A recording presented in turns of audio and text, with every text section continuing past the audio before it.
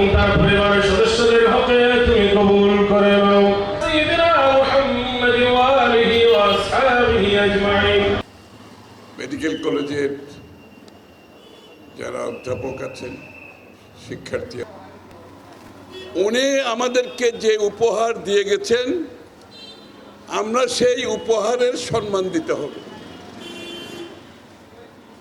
দেশনেত্রী বেগম খালেদা জিয়া যে গিফট আমাদেরকে দিয়ে গেছে, গণতন্ত্রের যে টর্চ তারেক রহমানের হাতে তুলে দিয়েছেন, আমাদেরকে এটা রাখতে হবে।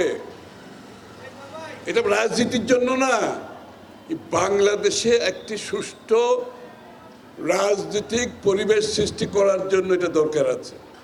বাংলাদেশে স্থিতিশীলতার জন্য দরকার আছে।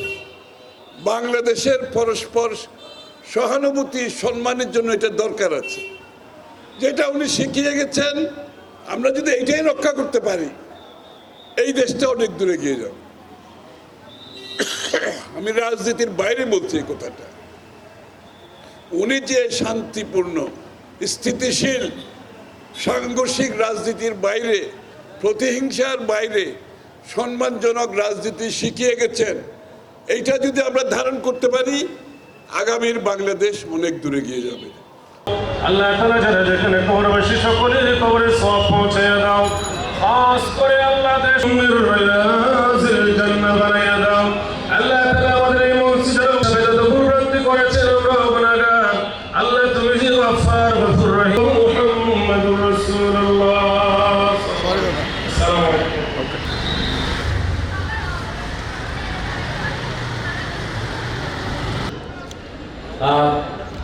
আপনারা জানেন গত 30শে ডিসেম্বর আমাদের বক্তব্য উপস্থাপন করেছে। আসলে আমাদের বক্তব্যটা চট্টগ্রাম মহাশিশু হাসপাতাল মেডিকেল কলেজ গভর্নিং বডির প্রতিষ্ঠাতা প্রেসিডেন্ট